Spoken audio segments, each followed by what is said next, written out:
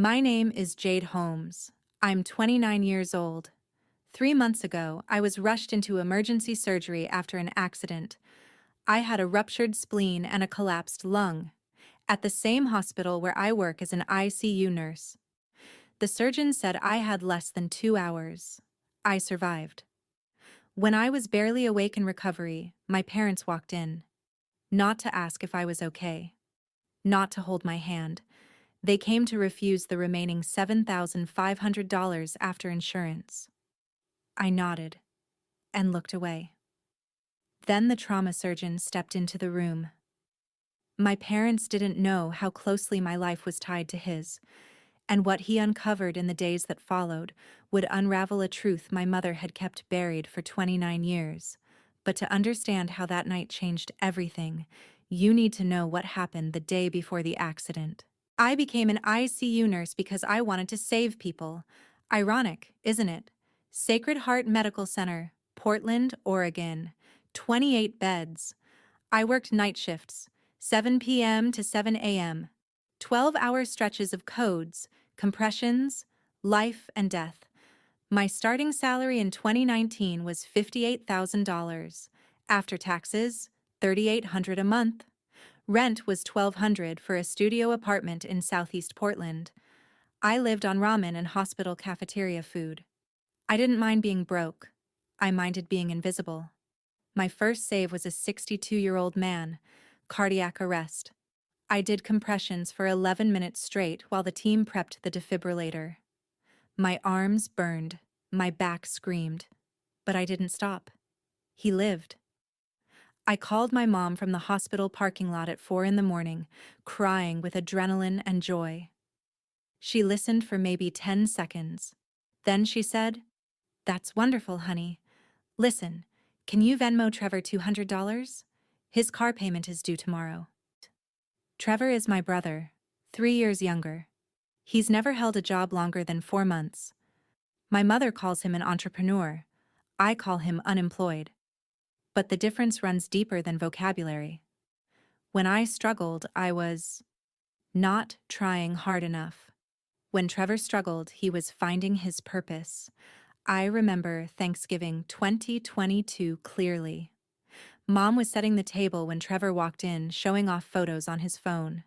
"Mom, check out my Instagram. Just got back from Miami. The beaches were insane." My mother's face lit up.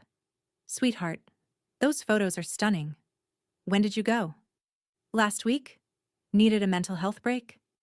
My father, Vincent, looked up from his newspaper. His voice was quiet, almost tentative. "Miami? I thought you were apartment hunting."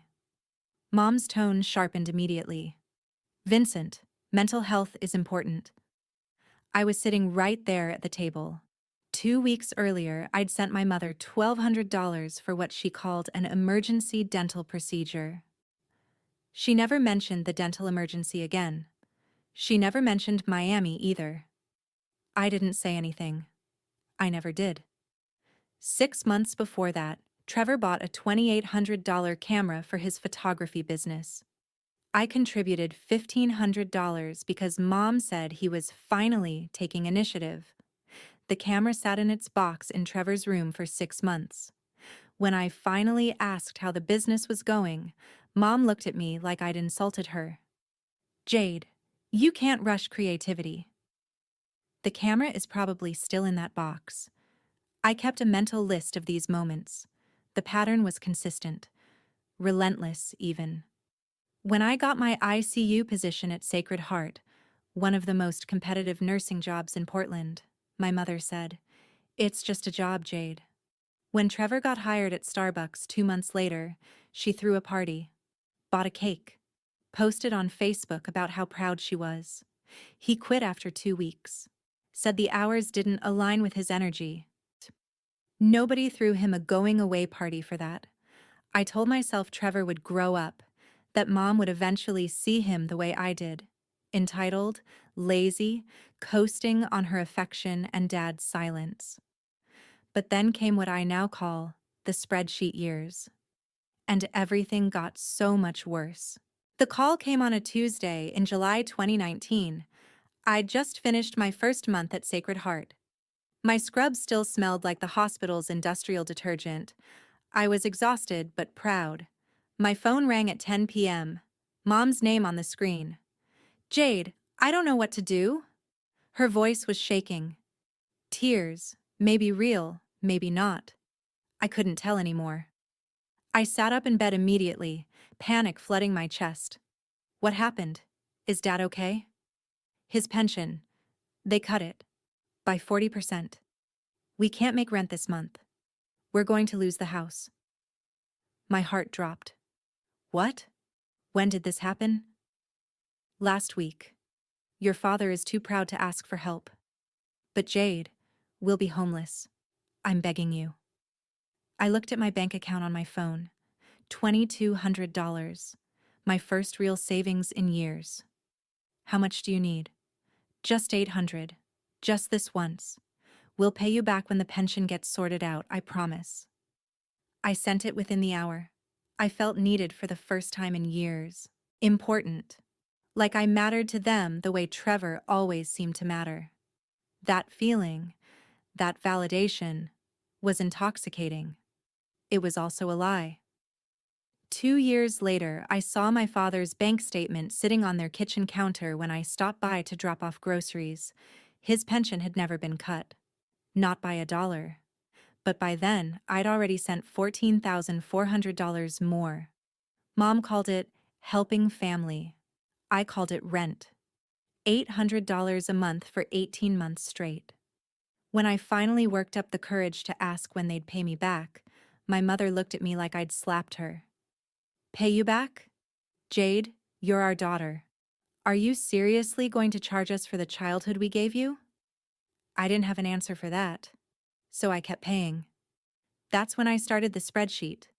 Not because I wanted to weaponize it later. At least, that's what I told myself at the time. I kept it because I needed proof. Proof that I wasn't imagining the inequality. Proof that I wasn't crazy. Proof that it was real. February 2020. Trevor called me at 11 at night. I'd just gotten home from a 12-hour shift. My feet ached. I had another shift in 9 hours. Jade, I found it. My purpose. I was too tired to be skeptical. What are you talking about? I'm opening a cafe, a real one. Artisan coffee, local pastries, Instagram-worthy interior design. I've found the perfect location. Something in my chest tightened. Trevor, that sounds great, but I need $12,000 for first month's rent, equipment, and inventory. $12,000, my entire emergency fund. Trevor, I don't know if I can. The line went quiet for a second. Then my mother's voice cut in. She'd been on speakerphone the whole time. Jade, this is Trevor's chance. He's finally found his passion. Are you really going to be the reason your brother fails? I looked at my savings account. $12,300. 5 years of saving while working part-time through nursing school. I sent $12,000 the next morning. Trevor's cafe was called Brood Awakening. It opened in April 2020. It closed in August. 4 months. He blamed COVID. But the truth was simpler. Trevor worked maybe 2 days a week. The cafe was never open on time. Customers stopped coming. I asked him once, carefully, if he'd be able to pay me back. He laughed. Jade, the cafe failed. I don't have any money, you know that. My mother was in the room when he said it. She didn't correct him. Didn't suggest he get a job to pay me back. Didn't acknowledge that I'd just lost $12,000. She just said, "These things happen in business, Jade. You wouldn't understand." But I did understand. I understood that I'd been used. I kept paying anyway, because I still believed that if I gave enough, they'd love me the way they loved him. Over the next 5 years, the requests never stopped. They just evolved. In 2021, my mother called crying about an emergency surgery. Female problems, she said. Very private. Insurance wouldn't cover it. She needed $8,500.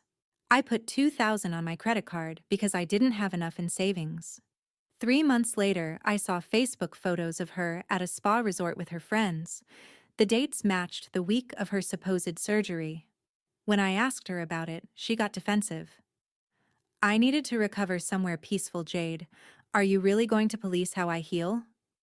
In 2022, Trevor decided he needed to invest in himself. He signed up for 8 online courses: digital marketing, cryptocurrency investing, real estate fundamentals. Total cost $9,600. Mom called me. Jade, this is Trevor's education. This is his future. I paid it. Trevor completed 2 out of 8 courses. Then he got bored. That same year, Mom claimed the roof was leaking. $3,800 for emergency repairs. I went to their house 6 months later and checked the attic myself. There was no leak. There never had been. The numbers kept climbing. The lies kept compounding. By March 2024, I'd given my family $67,300 over 5 years. I kept everything in an Excel spreadsheet. 3 tabs. Tab 1, rent and bills, $14,400. Tab 2, Trevor's dreams, $37,100. Tab 3, emergencies, $15,800. I color-coded every entry. Red meant they never repaid me. That was most of it. Yellow meant the emergency turned out to be fake. Green meant they promised to repay, but never did. My spreadsheet looked like a Christmas tree. Except I was the only one giving gifts. $67,300. An entire year of my salary. Gone. Meanwhile, my savings account had $8,200. My credit card had $3,400 in debt. My retirement account, which should have been around $22,000 if I'd contributed consistently, sat at $6,200. I'd given them my future, and they'd given me nothing but requests for more. In December 2023, something happened that I kept secret from everyone. Nathan proposed. We'd been dating for 2.5 years. He was a trauma surgeon at Sacred Heart. Brilliant, kind, patient in ways I didn't know people could be. We met during a code blue at 3 a.m. He was calm while everyone else panicked. I noticed that. He proposed on December 23rd. Christmas lights reflecting off the Willamette River, downtown Portland. He'd been planning it for months. When he got down on one knee, I cried so hard I couldn't speak. Jade Elizabeth Holmes, will you marry me? I said yes. Of course I said yes. But when he asked when we should tell my family, when he said he wanted to meet my parents properly, I froze. Not yet. Please. Just not yet. Nathan didn't push. He trusted me. But I saw the confusion in his eyes. We'd been together for 2.5 years and he'd never met my parents. I'd told him they were complicated, that our relationship was strained. The truth was simpler and more humiliating. I was terrified. Terrified that my mother would see his salary and start calculating. Terrified that Trevor would suddenly have a business idea that needed funding. Terrified that they'd see Nathan as a resource instead of a person. Terrified that they'd take him from me the way they'd taken everything else. So I kept him secret. On March 20th, late at night, I did something reckless. I posted in our family group chat, "Hey everyone, I got engaged." I stared at my phone for 2 hours. Mom saw it at 6:22 the next morning. Trevor at 9:15. Dad at 10:30. 0 replies. Not a single word. At noon, I deleted the message. No one ever mentioned it. Not once. Like it never happened. 2 days later, I got in my car after a double shift. I was so tired I could barely see straight. That's when everything changed. Friday, March 22nd, 2024, 9:38 p.m. I was driving home from Sacred Heart after a double shift. 7 a.m. to 11 p.m., 16 hours. We'd had a code blue that didn't make it. 2 difficult intubations. A family screaming at us because we couldn't save their father. I was so exhausted my hands were shaking on the steering wheel. Highway 26, westbound, 12 miles outside Portland. The road was dark except for my headlights cutting through the fog. I remember seeing the headlights coming toward me, wrong side of the road. I remember thinking, absurdly calm, that truck is in my lane. I remember jerking the wheel right. I remember the impact, metal shrieking, glass exploding, my car spinning like a carnival ride, then nothing. I don't remember the ambulance ride. I don't remember the paramedics cutting me out of my car. I don't remember them intubating me on the side of the highway while a stranger held my hand and told me I'd be okay. I don't remember any of it. But other people do. 10:04 p.m. I arrived at Sacred Heart Medical Center, my own hospital. They wheeled me into Trauma Bay 3, the same bay I'd walked past 1,000 times on my way to the ICU. Now I was the Jane Doe on the gurney, choking on a breathing tube, bleeding internally. Dr. Lisa Park was the ER attending. She was reading my vitals to her team when one of the nurses, Sarah Mitchell, my best friend, suddenly stopped moving. "Wait." Sarah's voice cracked. "Oh my God, that's Jade." Dr. Park looked closer at my face. "The ICU nurse?" "Yes. We have to call trauma surgery. Now." At 10:18 p.m., Nathan was paged. He was in the doctor's lounge 2 floors up, finishing paperwork from an earlier surgery. The message on his pager: Trauma Bay 3. Head trauma plus internal bleeding. Need you now. He ran. When Nathan pushed through the doors and saw the preliminary chart, his face went pale. Female, 28, motor vehicle accident, ruptured spleen, possible liver laceration. The resident was rattling off injuries, but Nathan wasn't listening anymore. He'd stepped closer to the gurney. Sarah had wiped some of the blood off my face. Nathan froze. "That's Jade." Dr. Park turned. "You know her?" Nathan's voice barely held steady. "She works here. ICU. She's—" He stopped himself before saying, "My fiancé." For a few seconds he just stood there, staring. Then his training kicked in. "Prep OR 2. I'm taking her up myself. Get a CT scan on the way up and find her family, right now." While Nathan scrubbed in for surgery, a nurse found my phone in a police evidence bag. The screen was cracked, but it still worked. Emergency contact, Dad, Vincent Holmes. They called him at 10:25 p.m. The phone rang 4 times before he answered. "Hello?" His voice was groggy. "Mr. Holmes, this is Sacred Heart Medical Center. Your daughter Jade was in a serious car accident. She's in our emergency room right now." I imagine my father sitting up in bed, suddenly wide awake. "What?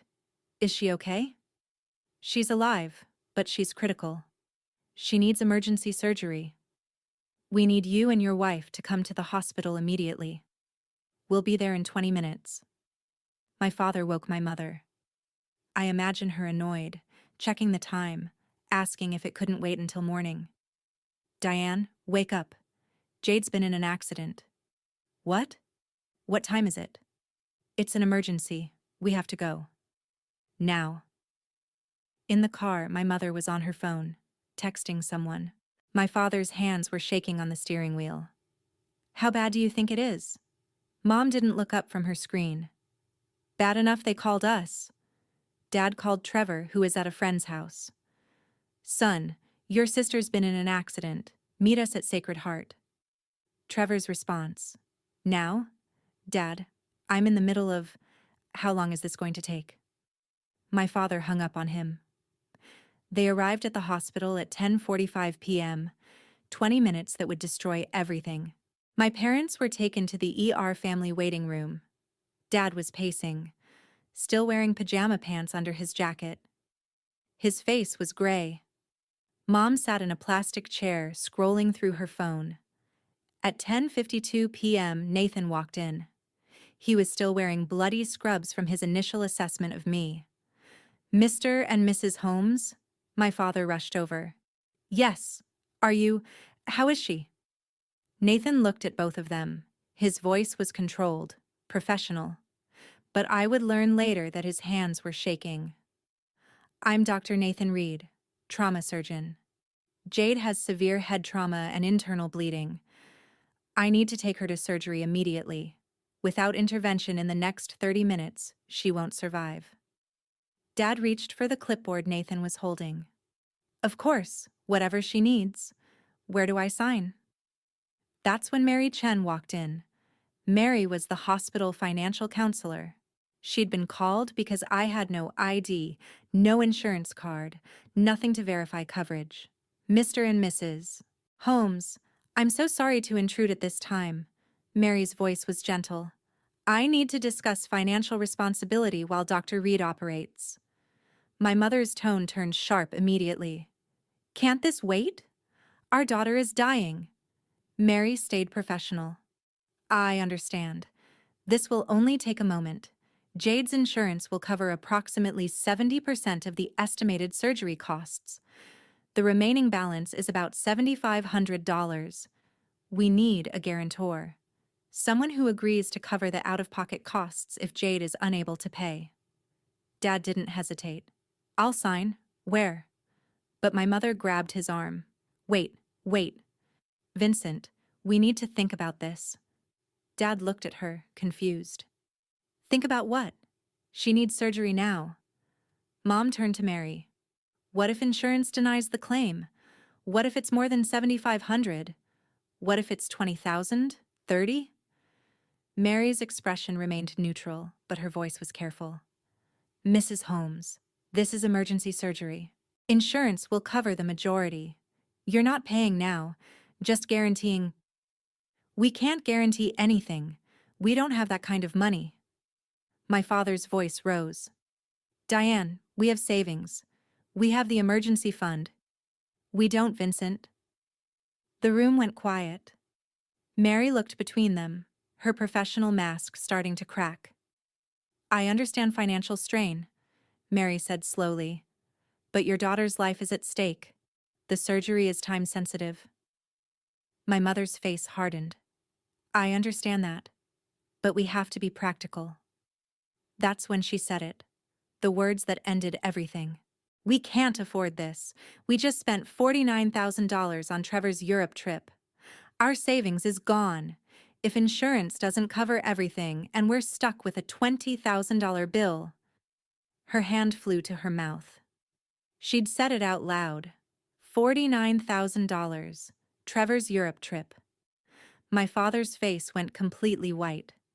Mary Chen's expression shifted from professional sympathy to something closer to disgust. And Nathan? Nathan was in the hallway. He'd been on his way to the OR. He'd come back to grab my updated CT scan results. He heard everything. Nathan stepped into the waiting room. His voice was ice cold. Excuse me. My mother spun around. Who are... Nathan cut her off. I need to ask you something. He looked directly at my mother. Are you really her parents? My mother's face flushed. Of course we are. How dare you? What kind of parents refuse to guarantee their dying daughter's surgery after spending $49,000 on a vacation? Silence. My father was staring at the floor. My mother opened her mouth. Closed it. Opened it again. Mary Chen quietly excused herself, stepping toward the door. Nathan turned to my father. His voice softened slightly. Mr. Holmes, I don't know what's happening in your family, but your daughter is dying. Dad's voice broke. Doctor, I'll sign. I'll take responsibility. Nathan held up a hand. Don't bother, I'll handle it. He turned to Mary. Put all charges on my personal account, everything. Mary hesitated. Dr. Reed, that's highly unusual. Do it. Then Nathan looked back at my parents. What he said next, I wouldn't learn until days later. But it changed everything. And for the record, I'm not just her surgeon. I'm her fiancé. We've been together for 2.5 years. She never told you about me because she knew you'd do exactly what you're doing now. See me as a wallet, not a person. My mother's mouth fell open. Nathan's final words were quiet but absolute. You can wait here if you want, but when she wakes up, you won't be seeing her. I'll make sure of that. He walked out. The surgery began at 11:02 p.m. In the waiting room, my father sat alone in a corner, head in his hands.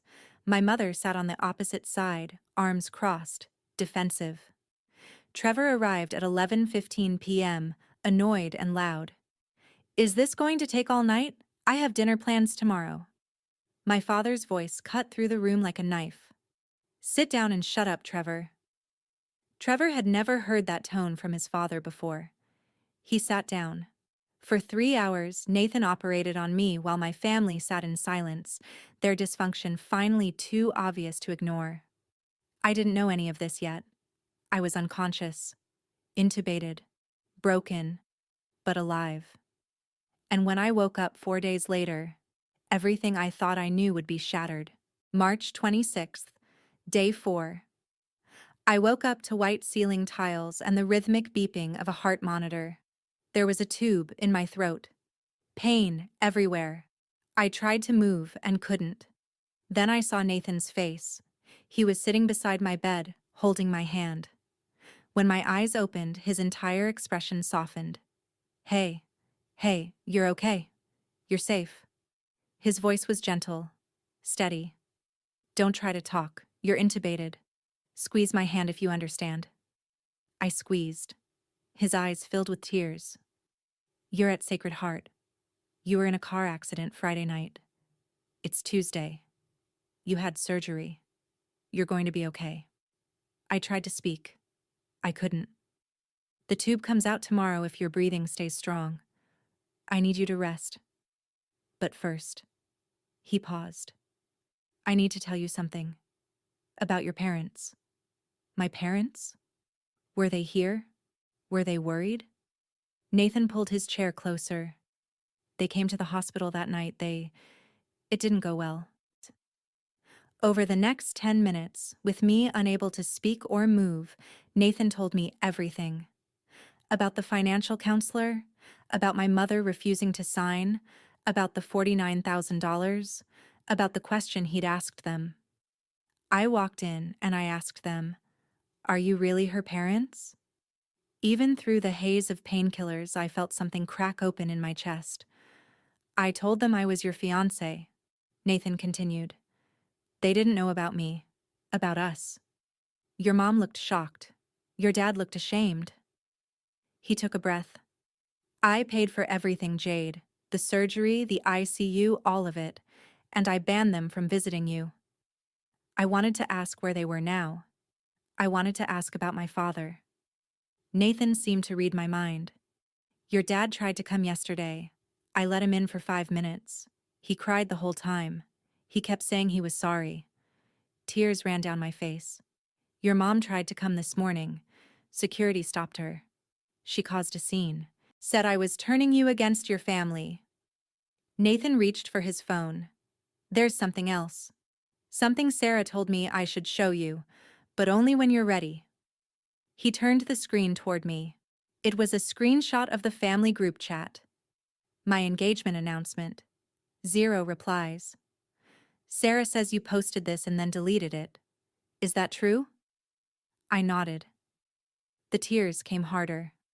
Nathan's voice broke. Jade, why didn't you tell me they treated you like this? Because I didn't want him to see how little I was worth to them. But he was about to see everything.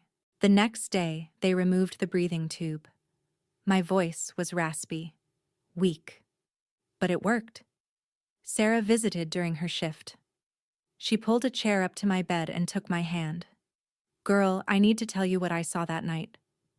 Sarah had been in the ER when my parents arrived.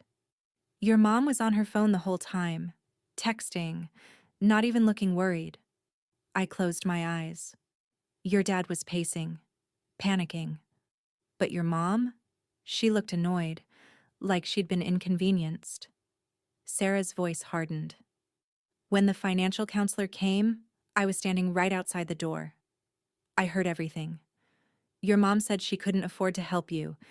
Then she mentioned the Europe trip. Jade, my jaw dropped. She squeezed my hand tighter. Nathan walked in and asked if they were really your parents. It was the coldest I've ever heard him speak. What did my mom say? My voice was barely a whisper. She tried to argue, said he was being unprofessional. He said, and I quote, "What's unprofessional is refusing to save your daughter's life because you'd rather fund your son's vacation." I would have laughed if it didn't hurt so much. And Trevor, Sarah continued, your brother showed up an hour after your surgery started. You know what he said? I shook my head. Is this going to take all night? I have dinner plans tomorrow. Something inside me went numb. Jade, I've known your family was messed up. You've mentioned it before. But I never knew it was this bad. She leaned forward. Why didn't you tell me? Why didn't you tell Nathan? My answer came out broken. Because I thought it was normal. I thought all families were like this. I thought I was the problem. Sarah's eyes blazed. You're not the problem. You've never been the problem. And I think it's time they knew that. She pulled out her phone. Do you still have that spreadsheet? The one tracking everything you gave them? I nodded. Good, she said. Because it's time to show Nathan everything.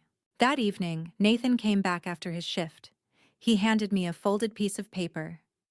Your dad came by again today. I didn't let him in. But he gave me this. I unfolded it. My father's handwriting. Jade, I don't know how to apologize for Friday night. I failed you. I've been failing you for years and I didn't see it until it was almost too late. Your mother and I are not speaking. I don't know if we ever will again. Trevor doesn't understand why I'm angry. He said you're being dramatic. I'm staying at my sister Patricia's house in Sacramento for now. When you're ready, I'd like to talk. If you'll let me. I love you. I'm sorry I didn't protect you. Dad. I was crying again. Nathan sat on the edge of my bed. Jade, how long has your family been like this? How long have they been using you? 5 years, I whispered. Since I started at Sacred Heart. I reached for my phone. Sarah had brought it from my apartment. I opened my Files app and pulled up the spreadsheet. Nathan stared at the screen. His face went through several emotions at once. Horror, anger, disbelief. $67,300? His voice was shaking. Jade, you gave them $67,000? I thought it was helping. I thought they needed me. They didn't need you. Nathan's voice was firm. They used you. Then I showed him the family group chat. The messages where I asked for help. Seen? Ignored. The messages where Trevor bragged about Europe. The message where I announced our engagement. Deleted after 2 hours of silence. Nathan was quiet for a long time. Then he took both my hands. I need you to listen to me. You don't owe them anything. Not a dollar. Not a second of your time. Not your forgiveness. Nothing. His voice was steady. Absolute. And they're never hurting you again. I'll make sure of it. I believed him. What I didn't know was that my mother was about to do something that would expose everything herself. But first, we'd discover a secret that would shatter everything I thought I knew about my family. Sarah helped me organize everything. We spent 3 hours on day 6 going through my phone, my email, my bank accounts, every transaction, every message, every lie. You need to document this, Sarah said. Not for them, for you. So you know you're not crazy. We started with Venmo and Zelle. 187 transactions to my mother. 143 to Trevor. Total, $52,100 via payment apps alone. The earliest transfer, July 2019. Rent, thanks honey. The latest, March 15th, 2024. 1 week before my accident. Emergency, need $300. Then we found the bank transfers. $15,200 in direct deposits to their account. Most labeled family support, or emergency, or loan will repay. None ever repaid. Sarah created a master spreadsheet with color coding: red for proven lies, yellow for suspected lies, green for legitimate needs, which turned out to be about 3%, blue for repaid amounts. There was no blue. Nathan came in while we were working. He stared at the screen. "This is financial abuse," he said quietly. "You know that, right?" I shook my head. "It's not abuse. I gave it willingly." "Under manipulation," Nathan interrupted. "Under guilt. Under lies. Jade, this is abuse." He pulled up my bank statements. "Let's look at what this cost you." He showed me my account from January 2019, before I started helping my family. Savings, $2,200. Checking, $1,800. Total, $4,000. Then he pulled up March 2024. Savings, $8,200. Checking, $940. Total, $9,140. "You're an ICU nurse, 5 years of experience. Your salary is around $68,000 now, right?" "Yes." "If you'd saved even 10% of your income over 5 years, just 10%, you'd have $34,000 in savings right now. You have $9,000. He did the math on his phone. "The difference is $25,000, plus the $67,000 you gave them. That's $92,300 you should have." I felt sick. "And your 401k, Nathan continued. "How much is in there?" $6,200. I had to stop contributing in 2021. I couldn't afford it anymore." Nathan's jaw tightened. "At your age, with employer matching, you should have at least $25,000 in retirement by now." He pulled up a calculator. "If you'd been able to save and invest that $67,000 over 5 years, at a conservative 7% return, you'd have $78,500 right now." He looked at me. "That's a down payment on a house. That's financial security. That's your future." His voice broke slightly. "They didn't just take your money, Jade. They took your future." I showed Nathan the emails next. I had a folder in Gmail labeled Family Requests. 132 emails. He read them in silence, his expression getting darker with each one. November 2023. Subject: Urgent, please read. "Jade, I'm very disappointed in you. Trevor needs $2,000 for his digital marketing certification, and you said you need to think about it? After everything we've done for you? We fed you, clothed you, put a roof over your head for 18 years. You owe us. A good daughter doesn't hesitate to help her family. But I guess you've always been selfish. Maybe if you weren't so focused on your life, you'd remember where you came from. I expect the transfer by Friday." Mom, I'd sent $2,000 that Thursday, February 2024. Trevor's email. "Hey Jade, so I found this amazing opportunity in Rome. A startup accelerator. It could change everything for me. I need $5,000 for the deposit by tomorrow. I know it's a lot, but Mom said you'd understand.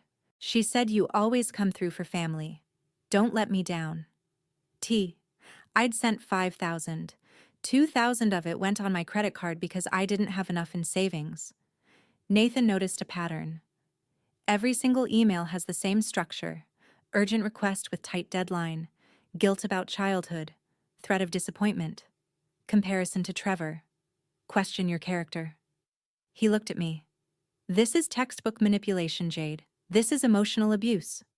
The email that broke me was from early March. "Jade, Trevor is having the time of his life in Europe. He's learning so much and making incredible connections.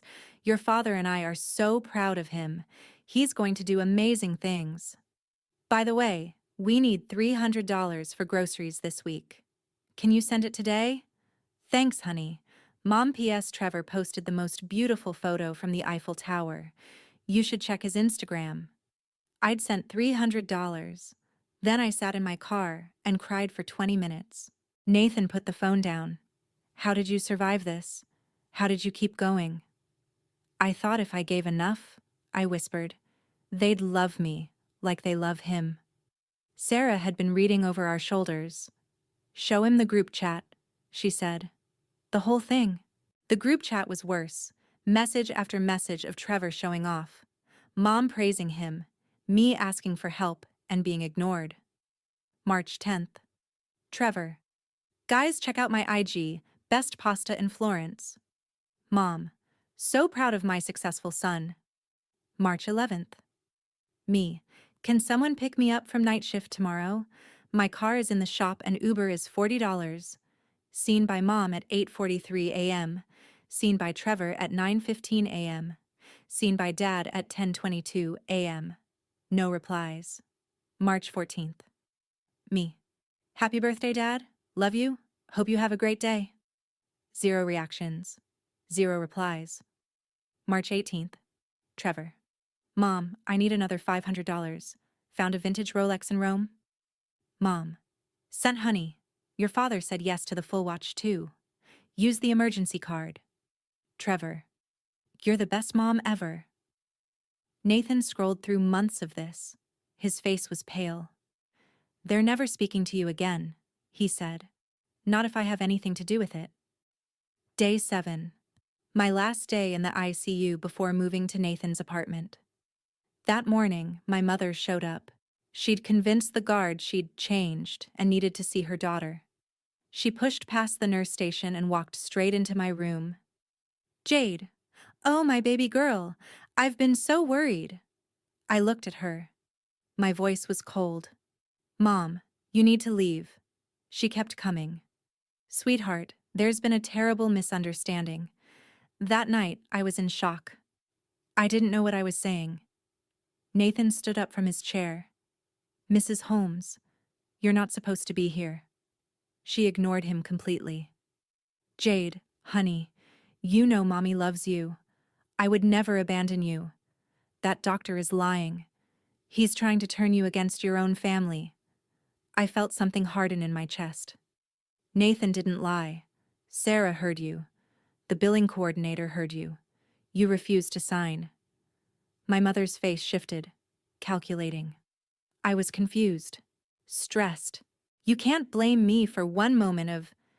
You said you spent $49,000 on Trevor's trip. You said you couldn't afford $7,500 to save my life. She sat on the edge of my bed, grabbing my hand. Okay. Yes. I said that. But you have to understand, Trevor is our investment. He has a future. He's going to be successful and take care of us when we're old. She squeezed my hand tighter. You already have a job. You're stable. You don't need us like he does. Nathan's voice cut through the room like a blade. Did you just say your son is your investment and Jade isn't? My mother froze. That's not what I meant. I pulled my hand away. You've always seen me as less, as not worth it. My mother tried to backtrack, but I'd already decided. Nathan, can you hand me my phone? He did. I looked at my mother. You want to know why I never told you about Nathan? Why I kept him secret for 2.5 years? She was defensive immediately. Because you're selfish. You wanted to keep him all to yourself. No, because I knew you'd do exactly what you're doing now. Try to use him. I opened my phone and scrolled to the group chat. I want you to see what I see. The ICU room had a smart TV mounted on the wall. Patient entertainment. Nathan pulled an HDMI adapter from his pocket. Doctors carried them for case presentations. He connected my phone to the TV. The group chat appeared on a 50-inch screen. Every ignored message. Every cry for help. Every silence. My mother stared at the screen. Jade, what are you... I want you to see what you did. She looked at the messages, the dates, the read receipts. Her face went pale. Then she turned and walked out without a word. Sarah had been standing in the doorway. She saw everything. After my mother left, Sarah hugged me. You did good, she whispered. I nodded. That was the moment I realized something. I had evidence. I had witnesses. I had the truth documented in spreadsheets and screenshots and bank statements. But I wasn't going to use it. Not yet. Because 2 weeks later, my mother would do something that would expose everything herself. And this time, she'd do it to 50 people. Day 11, April 2nd. I was at Nathan's apartment recovering, getting stronger every day. My father called Nathan's phone. Is it okay if I come visit? I have something I need to tell Jade. Nathan looked at me. I nodded. An hour later, my father stood in the doorway. He looked like he'd aged 10 years. He was holding flowers. Sunflowers. My favorite since I was a kid. May I come in? Yes. He set the flowers down and sat across from me on the couch. Jade, I don't have words for what happened. I failed you. As a father, as a man, I failed you completely. Dad. He held up a hand. No. Let me finish. I've been a coward for years. I watched your mother treat you like you were less than Trevor. I watched her take from you. And I said nothing. His voice broke. That night at the hospital when she refused to sign, I should have signed immediately. I should have thrown her out. Instead, I hesitated. Tears ran down his face. I'm so sorry. I wanted to tell him it was okay, but it wasn't. Dad, I need to ask you something about the surgery. Did I need a blood transfusion? Nathan was standing in the kitchen listening. No, Nathan said. You were stable. Why do you ask, Mr. Holmes? My father looked embarrassed. I should have offered. I'm O positive. Universal donor. I've donated blood before. If she'd needed it. Nathan went very still. Mr. Holmes, Jade is B positive. My father looked confused. B? But I thought O could donate to anyone? O can donate to anyone, yes, but... Nathan's voice was careful, gentle. Mr. Holmes, do you know your wife's blood type? Diane? She's a positive. I remember her mentioning it years ago when she donated at a church drive. Why? Nathan sat down slowly. I need to tell you something, and I'm only telling you because it's medically relevant and you have a right to know. The room went very quiet. Blood type genetics are very specific. If you're O positive and your wife is A positive, you can only produce children with type O or type A blood, never B. Nathan pulled up a chart on his phone. For a child to have B blood, at least one parent must carry the B allele. He looked at my father. There's no genetic combination where O and A parents produce a B child. My father's face went blank. Processing. So Jade? She's not. Biologically, you cannot be her father. I'm sorry. The words hung in the air. I felt like the floor had dropped out from under me. Dad? I don't understand. My father stood immediately, came to me, knelt beside the couch and took my hands. Jade, listen to me, listen. His voice was fierce. I don't care whose blood you have. I don't care about genetics or biology or any of that. Tears streamed down his face. I raised you. I taught you to ride a bike. I was at every school play, every graduation, every important moment of your life. He squeezed my hands. You are my daughter. You will always be my daughter. Did you know? I was crying. All these years, did you know? He shook his head. I swear to you, I just found out 30 seconds ago. Nathan's voice was quiet. Mr. Holmes, that means your wife had an affair. And she's known Jade isn't yours for 28 years. My father's face showed grief, betrayal, rage. But when he looked at me, only love. I need to go home. I need to find out the truth. But Jade, he squeezed my hands tighter. Biology doesn't make a father. Love does. And I love you. 3 days later, my father called. I found something. Letters. From a man named Gregory. He came over that evening with a manila folder. Inside, printed emails, handwritten notes, bank statements, photos, evidence of a 28-year-old secret. November 1995. Email from Gregory Thornton to my mother. Diane. Last night was a mistake. I have a wife, 2 kids, a career I've built for 15 years. I can't throw that away for this. We need to end this.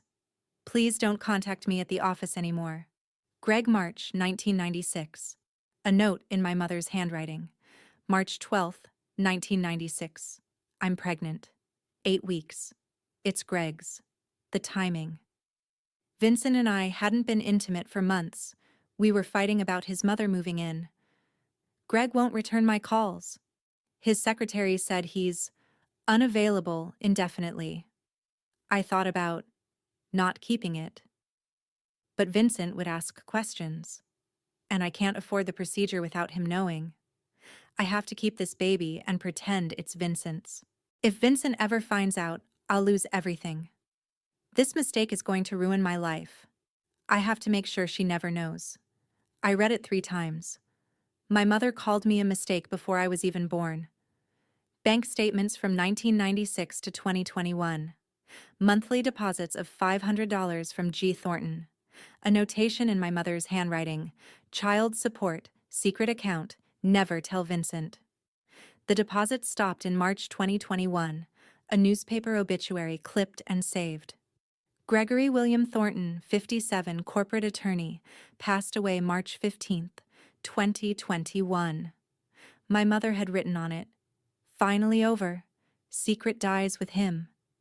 A photo from 1995. My mother, 26 years old, standing close to a man in a suit, his hand on her waist. On the back, in her handwriting, Morrison and Partners Holiday Party, December 1995, the night everything changed. My father sat quietly while I read everything. "You knew," I whispered, "and you still love me?" He knelt in front of me again. Jade Elizabeth Holmes, you are my daughter, not Gregory's, not biologically, but in every way that matters. His voice was shaking but firm. I changed your diapers. I walked you to school. I taught you to drive. I sat in the ER with you when you broke your arm at 12. I was there for every moment of your life. Gregory wasn't. He took money and ran. He gripped my hands. Biology is just science. Love is choice. And I choose you every single day. I understood then what my mother had done. This is why she hated me. Every time she looked at me, she saw her guilt, her secret, her mistake. "But you were never a mistake," my father said. "You were my daughter. You are my daughter." Nathan had been standing in the doorway. He stepped forward. "Do you want to find Gregory? He's alive. He's in Seattle. Married. 2 kids in their 20s. Successful practice." I thought about it for exactly 3 seconds. No. He abandoned me before I was born. He paid my mother to keep quiet. He's not my father. I looked at my father. "You are." He broke down crying. We both did. Nathan quietly left the room to give us privacy. When I could speak again, I asked the question I'd been avoiding. "Are you going to divorce her?" "I already filed the paperwork. Your Aunt Patricia is helping me." 2 days later, my mother sent the email that would destroy her. And this time, she'd do it to herself. April 12th, 6:30 p.m. I wasn't there, but my father told me what happened later. Trevor was at home with my mother opening mail. He pulled out a credit card statement. His face went white. "Mom! Mom!" My mother came from the kitchen. "What?" "My credit card bill." "So? Pay it." Trevor's hands were shaking. "It's $11,847. My mother grabbed the statement. Gucci, Rome, 1,200. Louis Vuitton, Paris, 2,800. Cartier, Barcelona, 3,400. Vintage Rolex dealer, Rome, 3,200. Miscellaneous shopping, 1,247.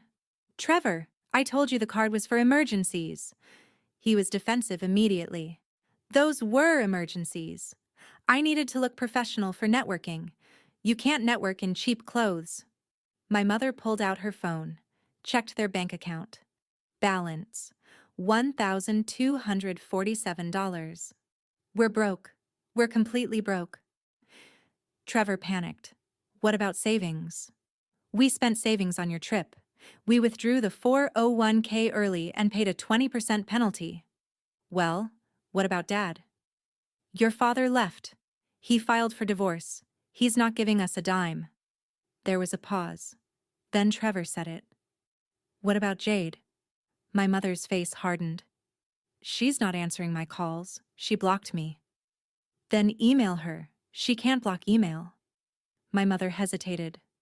I don't think she'll help. She was very angry at the hospital. Trevor's voice turned cruel. Then make her feel guilty. Remind her she owes us. We raised her. He leaned closer. And if she still says no, threaten to cut her off. Tell her she's dead to us. She'll cave. She always does. My mother sat down at the computer at 6:45 p.m. She started typing.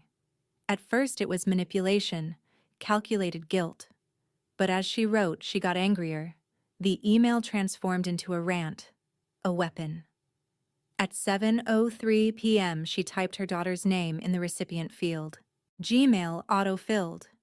But it didn't autofill to jade.holmes.rn@gmail.com.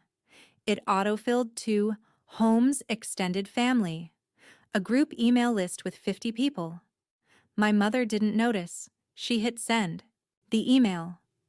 Subject: Your selfishness has consequences. Jade, I can't believe how ungrateful you've become, after everything your father and I did for you. And yes, I say your father, loosely, now that we all know the truth about your bloodline.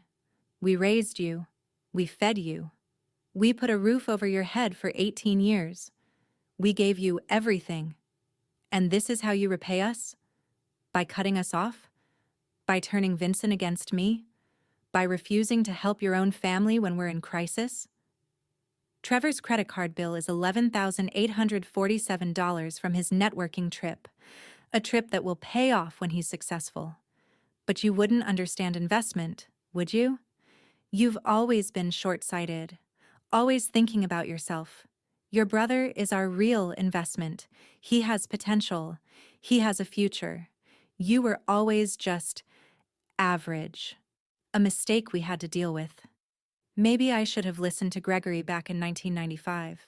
He was right about everything. He said you'd be nothing but trouble. And here we are. That doctor of yours can afford $20,000 without even noticing it. If you don't wire us the money by Monday, don't bother coming to any family events ever again. You'll be dead to us. And before you get on your high horse, remember, we have receipts too. All those times we borrowed money from you, you gave that willingly. You can't prove otherwise. You owe us, Jade. And if you don't pay up, everyone will know what kind of daughter you really are. Don't test me. Your mother, for now. 7:04 p.m. My mother's phone started buzzing. Text from her brother Alan. Diane, what the hell is this email? Text from Vincent's sister Patricia. Did you just expose family secrets to 50 people? Call me now. Text from cousin Rebecca. Did you really just call Jade a mistake? My mother looked at Trevor, confused. Why is everyone texting me? How did they? She opened her sent mail folder. 2. Holmes Extended Family, 50. Her face went completely white. Oh no. Oh God, no. Trevor leaned over her shoulder. Mom, did you send that to everyone? She tried to recall the email. Too late. It had been more than 5 minutes. Within 30 minutes, the reply all storm had started. 7:05 p.m. Patricia Holmes, my father's sister. Diane. What the hell is this? Did you just call your daughter a mistake to 50 people? Who is Gregory? Does Vincent know about this? Call me. Now. 7:06 p.m. Alan Morrison, my mother's brother. Diane. Please tell me this was meant for someone else. Did you really just expose family secrets to the entire extended family? And who the hell is Gregory Thornton from 1995? 7:07 p.m. My father, who was CC'd on the email. Diane, you've just told 50 people that you had an affair in 1995, that Jade isn't my biological daughter, and that you consider our daughter a mistake. I want you to think about what you've done. I've filed for divorce. My attorney will contact you next week. You will never see or speak to Jade again. I'll make sure of it. Vincent. The emails kept coming. Cousin Rebecca. Did Diane really just demand $20,000 from her daughter who almost died? Vincent's brother Thomas. Diane, you're disgusting. I've watched you treat Jade like garbage for years. I'm glad it's finally out in the open. Diane's own cousin Jennifer. I always knew you favored Trevor, but this… Diane, you need therapy. A family friend. I'm removing myself from this email chain, but I need everyone to know. I've known Jade since she was 5. She's an incredible young woman. Diane, you should be ashamed. My grandmother, Vincent's mother, 81 years old. Diane Morrison Holmes, you are no longer welcome in my home. Jade is my granddaughter. Biology be damned. You are a cruel woman. By 7:30 p.m., 47 out of 50 people had replied. 41 condemned my mother. 3 asked to be removed from the thread. 2, my mother's elderly parents, sent confused private emails. Trevor tried to defend her. Everyone needs to calm down. Mom was just upset. Jade has been really selfish lately and… Patricia's response destroyed him. Trevor, shut up. Your sister worked double shifts to fund your cafe that failed in 4 months. She paid for your car. She sent you to Europe for $49,000. And when she was dying, your mother refused to help because she'd spent all her money on you. You're 25 years old. Get a job and stop leeching off your family. Aunt Patricia. At Nathan's apartment, my phone started buzzing. Nathan looked at the screen. Jade, you're getting a lot of emails. From your… entire family? I took the phone. I read my mother's email. Every word, every accusation, every secret exposed. I should have been devastated. Instead, I started laughing. Nathan looked concerned. Jade? She did it to herself, I said between laughs. She actually did it to herself. Nathan read over my shoulder. Your mom just told 50 people that you're not Vincent's biological daughter, that she had an affair with someone named Gregory, and that she wants us to give her $20,000. Yep. And she called you a mistake. Yep. To 50 people. I was still laughing. It felt hysterical, unhinged. Karma doesn't need my help, Nathan. Just my patience. My phone rang. Aunt Patricia. I answered. Jade, honey, I just saw your mother's email. Yeah. So did 49 other people. Patricia's voice was gentle. Are you okay? I'm relieved, actually. I don't have to explain myself anymore. She did it for me. Patricia made a sound that was half laugh, half sob. Your father is here with me. He's been here since he filed for divorce. He wants to talk to you when you're ready.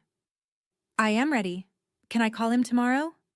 Of course. And Jade? That woman is not fit to be your mother. She never was. The family group chat, Mom, Dad, Trevor, and me, pinged. Trevor. Jade, Mom didn't mean it. She's just stressed. Can you talk to Nathan about the $20,000? I typed one word. No. Then I left the group chat. Blocked my mother's email. Blocked Trevor's number. The only family I had left was Vincent, Patricia, Nathan. That was enough. But Trevor wasn't done. 2 days later, he'd show up at a cafe near Nathan's apartment, and I'd have to face him one final time. April 14th, 12:15 p.m. I was meeting Sarah for lunch at Blue Star Cafe in the Pearl District. First time I'd left Nathan's apartment in 2 weeks. I was early, sitting at a corner table, sipping coffee, feeling almost normal. Then, Trevor walked in. He spotted me immediately. "Jade, hey, what a coincidence!" It wasn't a coincidence. He'd been watching my Instagram stories, stalking my location. I kept my voice flat. "Trevor, leave." He sat down anyway. "Come on, sis, we need to talk." Sarah walked in at that moment. She saw Trevor and her face hardened. She said, "Leave." Trevor ignored her completely. "This is between family, okay?"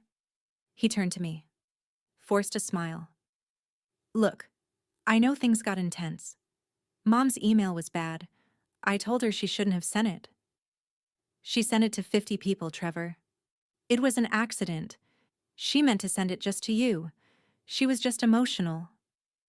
I stared at him. She called me a mistake. She said Gregory was right about me. She demanded $20,000. Trevor shifted uncomfortably. "Yeah, about that. Europe ended up costing more than expected." "More than the 49,000? He waved a hand. "Those were networking expenses, investments in my future. You wouldn't understand." Sarah made a disgusted sound. Trevor leaned forward. "Here's the thing. We're in a tough spot financially. Mom and I was thinking, since Nathan is obviously loaded, maybe you could talk to him, ask for a loan. Just 20,000. We'll pay you back." I couldn't believe what I was hearing. "You're actually serious?" "Dead serious. Family helps family, Jade. You've always been good at that." Something snapped. "Let me get this straight. You want me to ask my fiancé for $20,000 to pay your credit card bills from your vacation that Mom and Dad funded with $49,000 while I almost died, and they refused to sign a $7,500 guarantor form?" Trevor was defensive immediately. "Okay, when you say it like that, it sounds bad." "Because it is bad, Trevor." He scoffed. "That's not fair. Mom was in shock that night. She didn't mean—" "She said she couldn't afford it. Then she mentioned your Europe trip." In the same breath. Trevor's face hardened. "That's different. I'm the son. I'm supposed to carry on the family name, build wealth, take care of Mom and Dad when they're old." He actually said this, out loud. You're a nurse. You have a steady job. You don't need extra money like I do." Sarah exploded. "Did you just say she's just a nurse? She saves lives." Trevor turned to her, annoyed. "Can you butt out? This is family business." I stood up. "We're done here." Trevor grabbed my wrist. "Wait. You haven't answered. Will you ask Nathan or not?" That's when Nathan appeared. He'd come to surprise me for lunch. Perfect timing. "Let go of her. Now." Trevor released my wrist and looked up at Nathan. He tried to look confident, but I saw him swallow. "Oh, the doctor. Look, man, this is between Jade and me. Family stuff." Nathan stepped between us. "You need to leave." Trevor stood up, trying to match Nathan's height. He couldn't. "Dude, stay out of this. Jade and I are just discussing—" "I heard what you were discussing. You want $20,000 to pay credit card bills from a vacation you took while your sister almost died." Trevor's confidence wavered. He turned back to me. "See? This is what I'm talking about. You're letting him control you. The old Jade would have helped, but now you're being— Being what, Trevor? Selfish. Ungrateful. Mom was right about you. You know what? Forget the 20,000, but don't come crawling back when you need us. When your perfect doctor life falls apart." "Vincent is my family." Trevor's face twisted with malice. "Vincent's not even your real dad. Mom told me about Gregory, about the affair. You're not even a real Holmes. I slapped him. Hard. The cafe went completely silent. I'd never hit anyone in my 28 years of life. But Trevor's words? My hand was shaking. Don't you dare. Vincent is more of a father than any biological donor could ever be. He chose to love me. You? You chose to use me. Trevor held his cheek, genuinely shocked. You hit me. You assaulted me. I could press charges. Nathan pulled out his phone. Go ahead. I have 12 witnesses who just watched you grab her wrist first. That's battery. Try me. A barista nodded. Someone at another table held up their phone. I got it on video. Trevor backed toward the door. You're both crazy. Mom was right. You're selfish. You're ungrateful. You'll regret this. Nathan's voice was calm. Absolute. Security is 30 seconds away. Leave. Now. Trevor left, yelling the whole way out. Don't come crawling back when you need us. You'll need us someday. I called after him, loud enough for him to hear. I won't. The cafe was still quiet. Then the barista brought over 2 coffees. On the house? That guy was an asshole. A woman at the next table leaned over. Your brother sounds like a piece of work. He's not my brother anymore, I said. Sarah hugged me. I can't believe you slapped him. I can't either. Nathan sat down and took my hand. How do you feel? Free, I said. And I meant it. The next morning, my father called. Jade, it's Dad. Is this a good time? Yes, hi Dad. I heard about Trevor, at the cafe. Are you all right? I slapped him. There was a pause. Then, good. Good? He grabbed you. He disrespected you. He deserved it. I started crying. Relief, maybe. Or release. Jade, I need to say something. I've been a coward for 28 years. His voice was thick with emotion. I watched Diane favor Trevor. I watched her take from you. I watched her treat you like you were less than. And I said nothing. I told myself I was keeping the peace, that it wasn't that bad, that you were strong enough to handle it. He took a breath. But the truth is, I was weak. I chose the easy path. I chose silence over protecting you. Dad, when you were dying in that hospital and Diane refused to sign, I should have thrown her out immediately. I should have signed without hesitation. Instead, I let her speak. I let her delay. I failed you when you needed me most. His voice broke. Can you forgive me? Dad, you're the only one who showed up. You're the only one who chose me over the secret. You didn't fail me. You saved me. I could hear him crying. I'm divorcing your mother. The papers are filed. I'm staying with Patricia until I find an apartment.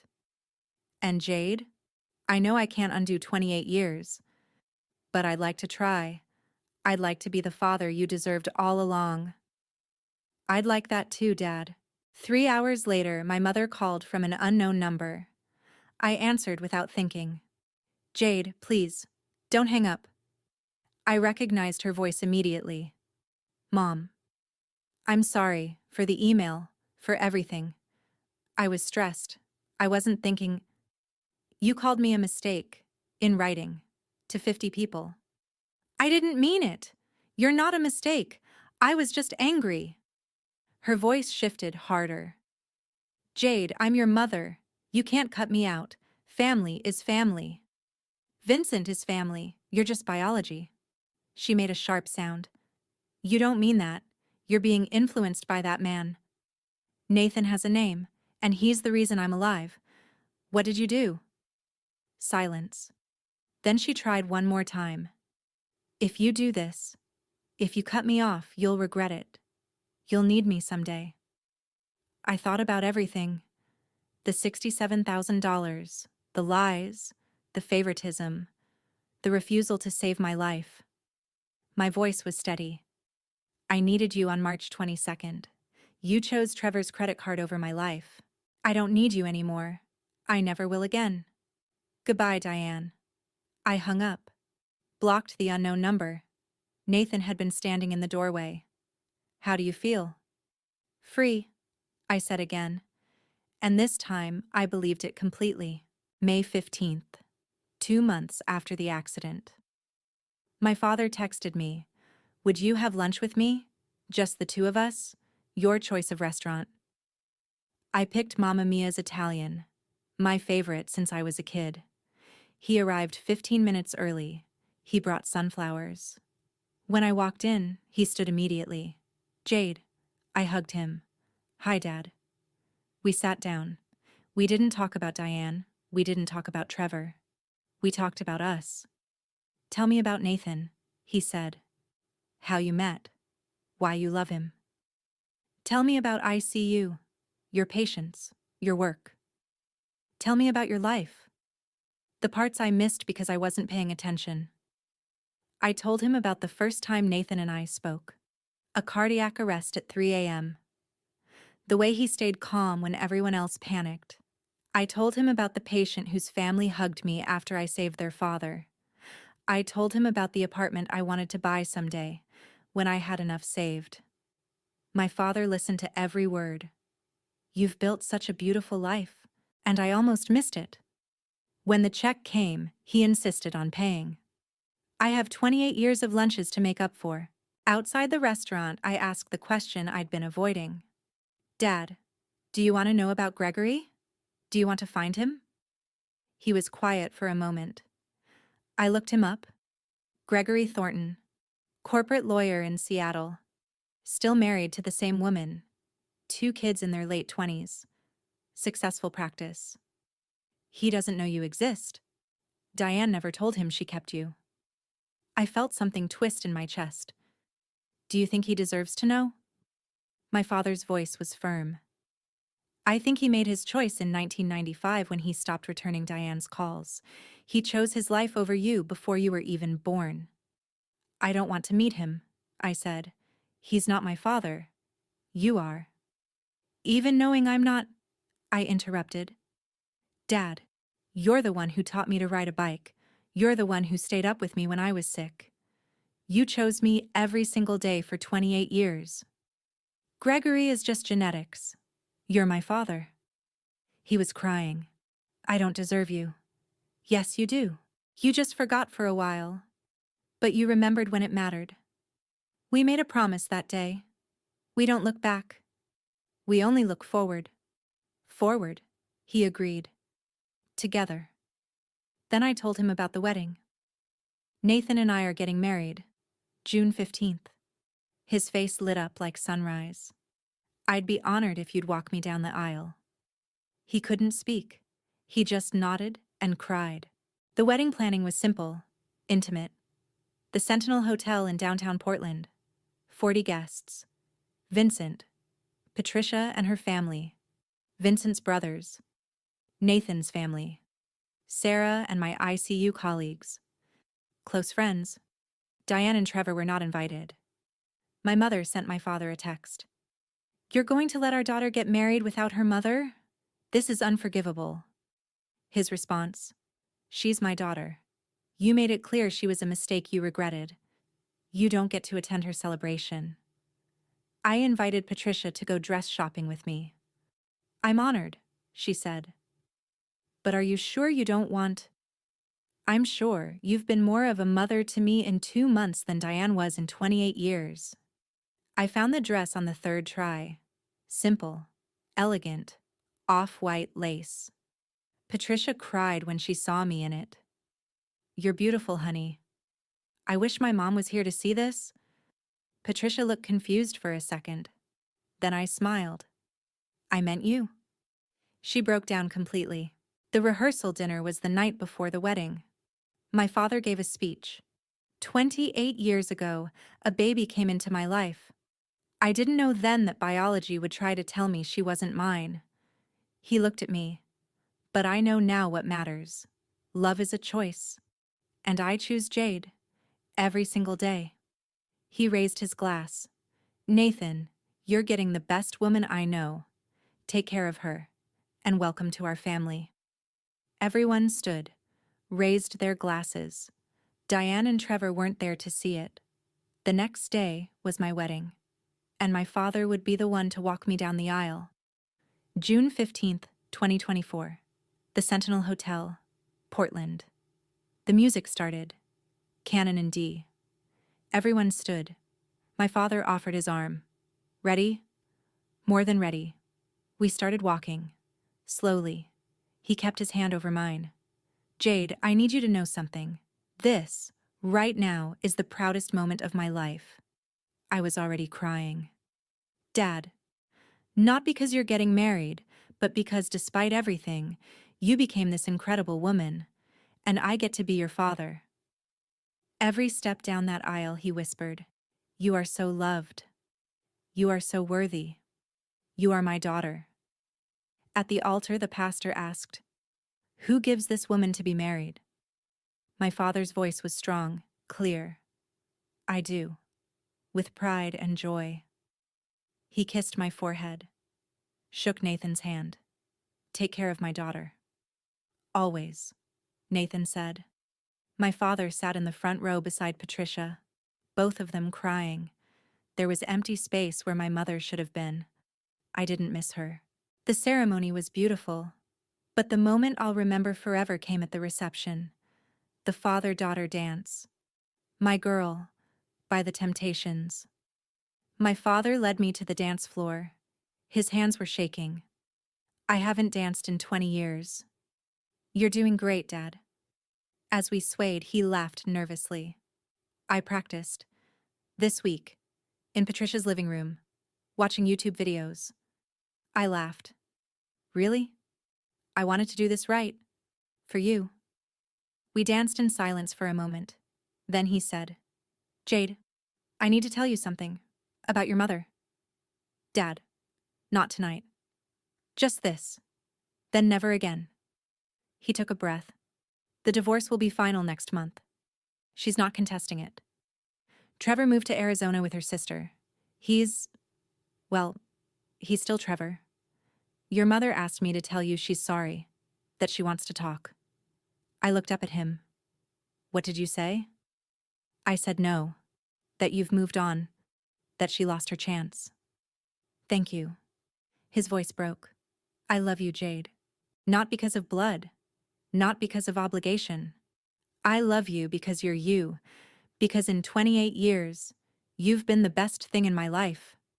I'm sorry it took almost losing you for me to say it out loud. Dad, you saved my life. Not Nathan. You." He looked confused. "When you chose me over her secret, when you chose truth over lies, you gave me permission to save myself. You're my hero." The song ended. He kissed my forehead, whispered, "This is what a father looks like." The room applauded. I looked at my father, not the man who gave me his DNA, but the man who gave me his love. And I knew. I had a father. Not because of biology, because of choice. Sarah approached the microphone. "I'd like to say a few words about my best friend." She told the story of meeting me on my first day at Sacred Heart. How I was terrified and excited and ready to save the world. For 5 years, I watched Jade give. To her patients, to her family, to everyone except herself. Her voice hardened slightly. I watched her work double shifts so she could send money home. I watched her skip meals. I watched her delete an engagement announcement after no one responded. The room went very quiet. And then, on March 22nd, I watched her family refuse to save her life. Sarah looked directly at me. But I also saw something else. I saw Nathan step up without hesitation. I saw Vincent realize what he'd been missing for 28 years. She raised her glass. "So here's to Jade, the strongest person I know, who finally learned that you can't pour from an empty cup. Here's to Nathan, who saw Jade's worth when her own family couldn't. And here's to Vincent, who chose love over biology. To the real family!" Everyone stood. To the real family! 6 months later. December 15th, 2024. Nathan and I bought a house. 2 bedrooms, small yard, 10 minutes from Sacred Heart. My financial situation had completely changed. Savings, 18,500. Credit card, paid off. 401k, contributions resumed. Now at 9,800. Debt to family, 0. My father was thriving. He'd moved into an apartment near us. He came over twice a week for dinner. He was dating a kind woman named Ellen, a librarian. According to Patricia, Diane was living with her sister in Arizona, working part-time at a dental office. She told people her daughter abandoned her. Trevor was working at a car dealership in Phoenix. He'd lasted 2 months so far. He'd sent me a Facebook friend request. I declined. He'd asked my father for money twice. My father said no both times. I'd started therapy in May. Weekly sessions about boundaries, self-worth, breaking cycles. Nathan and I were stronger than ever. December 14th. My father called. Jade, can you and Nathan come for dinner tomorrow? I have news. We went. He and Ellen were both there, smiling nervously. I wanted you both to hear this from me first. Ellen and I are engaged. I hugged him so hard he laughed. Dad, that's wonderful. We're thinking a small ceremony in the spring. And Jade, I'd like you to be my best woman. I'd be honored. Ellen joined us. Jade, your father talks about you constantly, about how proud he is. He does? My father smiled. Every day. You're my daughter. My real daughter. Biology be damned. Looking at my father, happy for the first time in decades. Looking at Nathan, the man who saved my life in more ways than one. Looking at the text from Sarah. Coffee tomorrow? My treat. No family drama allowed. I realized something. I lost a mother who never loved me. I lost a brother who only used me. But I gained a father who chose me. A husband who protected me. A family who celebrates me. For 28 years, I thought I had to earn love. That if I just gave enough, sacrificed enough, became enough, they'd see my worth. But worth isn't earned, it's inherent. And the people who love you, they see it immediately. 6 months ago, I was dying in an ER while my mother refused to save me. Today, I'm drinking wine in my father's apartment, planning his wedding, holding my husband's hand. The math is simple. Money lost to family, $67,300. Money gained in self-worth, priceless. Sometimes you have to lose everything to find out what you actually had. And what you had was never what you lost. If you've ever felt invisible in your own family, if you've ever given until you had nothing left, if you've ever wondered if you were the problem, you're not. You never were. The people who love you will show up. They'll choose you, not because they have to, but because they want to. And that's the only kind of love that matters.